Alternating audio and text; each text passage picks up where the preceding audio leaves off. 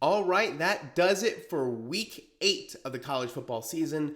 This was a really, really fun one. We had a couple of really big matchups that lived up to the hype. We had one or two really interesting comebacks. We had a really cool Mizzou comeback at the very end. We had some shootouts with Miami and Louisville. So everything is all said and done. Let's go ahead and dive on into where we believe the AP poll is going to release their week 9 rankings and where each team is going to sit. So we are on our homepage of www.rankingsrightnow.com. Just as a reminder of everyone who might be new or trying to understand what this is, we have built machine learning algorithms to try and predict in real time what the AP poll and also the College Football Selection Committee would be voting in their latest release of a rankings output. So right now, all of the week 8 games have finished. So we're now trying to predict what we believe the AP poll will release for week 9.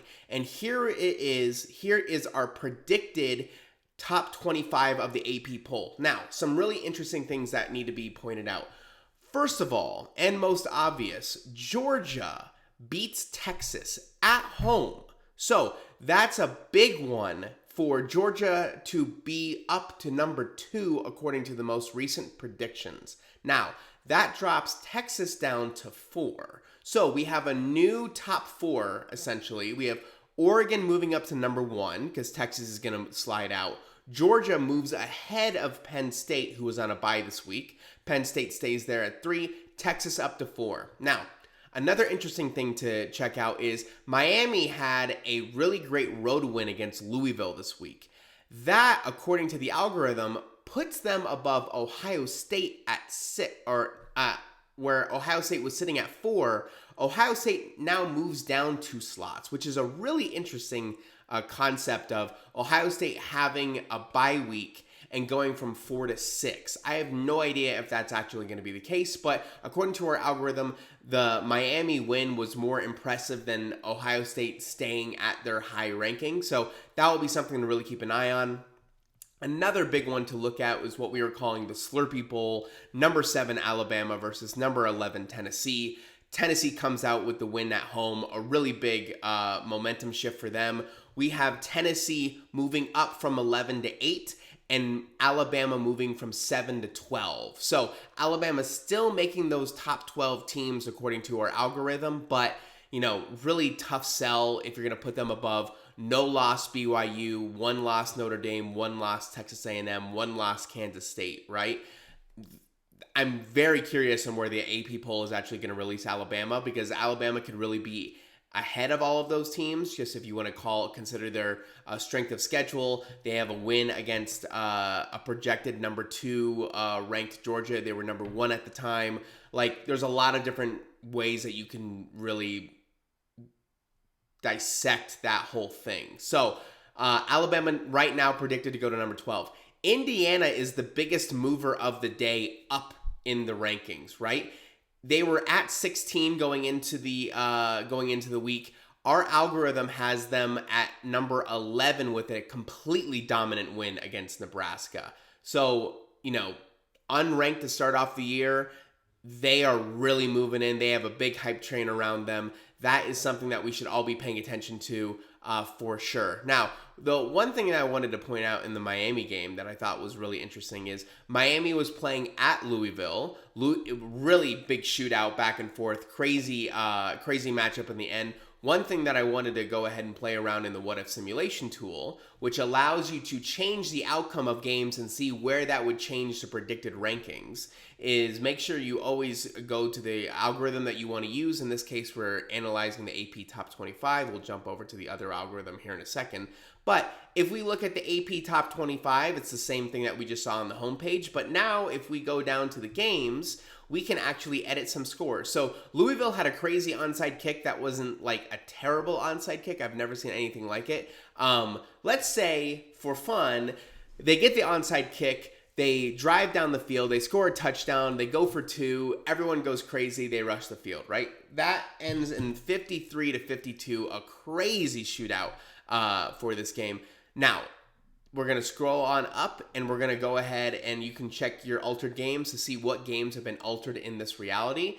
We're going to run the simulation. And when we run the simulation, it gives us the new projected rankings if your outcome would have happened. So now we're looking at a scenario where you have Miami dropping down to 12 and you have Louisville back in the AP top 25. So to me, that was the biggest swing of a game that was possible, right? That game was going completely back and forth all the way. Mizzou had a big come from behind win, but I didn't really consider that to be one of the biggest movers because if they lose that game, they're out of the AP top 25. This one has serious implications, right? Miami dropping all the way down to the edge of where we're doing the college football playoff on 12, and Louisville now comes back into contention to try and make a late season run at that top 12. So, that is by far the biggest change of a game that could have been possible. So, as we kind of talked about, let's go ahead and actually look at what the College Football Selection Committee has as of right now, because we have a really interesting predicament up top. So, right now, we have built an algorithm that is trained on historical voting data of the College Football Selection Committee dating all the way back to when they started in 2014. From there, we can reverse engineer the start of the season that builds up into that Week 10, Week 11 release of when they release their first set of rankings, and we can try and predict where at each week they're going to be. So after this week, where is the College Football Selection Committee? And what's really interesting to me up top is Texas at number 1 still. How could that possibly be? Well, according to the algorithm, there isn't really, when you think of 1 and 2, you think of them as neck and neck, right? You can't get any closer than 1 and 2. However, according to the playoff committee, and according to our algorithm that's estimating what the playoff committee is doing, there was so much separation between Texas and the rest of the pack that even a loss against a top opponent like Georgia still keeps them at the top of the pack and still keeps them as number 1. So if this is, once again, these are predictions, right? So if I had to actually make a guess of what this would be, I might flip Georgia and Texas here and maybe even make Oregon the number 1 ranked team. So maybe the AP poll actually has, or the predictions of the AP poll are a little bit more realistic for the College Football Selection Committee than the actual algorithm for the College Football Selection Committee. This one was very interesting to me, right? But if you look at the top 7, top 10, it's getting pretty close. Alabama only drops down 2. Tennessee's still at 8. Notre Dame is above Clemson. Iowa State has drops a little bit based off of their games that they played, or they played UCF and had a late comeback win. They should have definitely won that one by a lot, so that's something to pay attention to.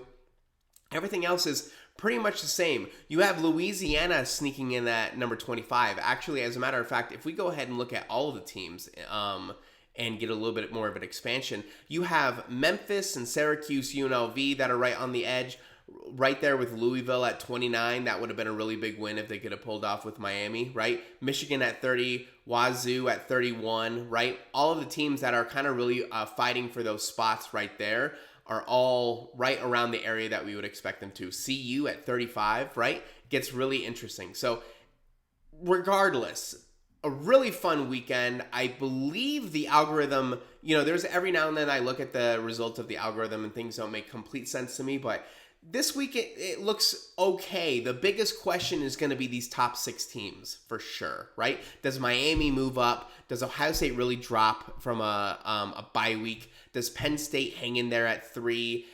Is Texas only dropping down to 4, right? Is Alabama only dropping down to 12? Right? A lot of really big questions up top. Everything else is kind of, up 1, down 2, things like that, right? Ole Miss dropping down 3, I thought was very interesting, right? You have Navy moving up 1. Not too much craziness, right? Memphis also at 25, right? I think that the Memphis question or who could break into the top 25 is is a really great question. Michigan is the only team that really lost and had a big enough loss that they got kicked out of the top 25.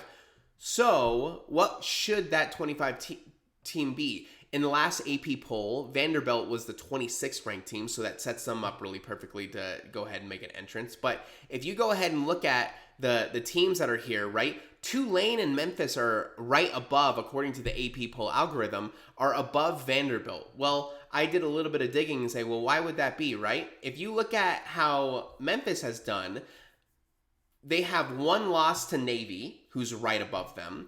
And if you go ahead and look at Tulane, they have two losses on the year, but they almost beat Kansas State, right?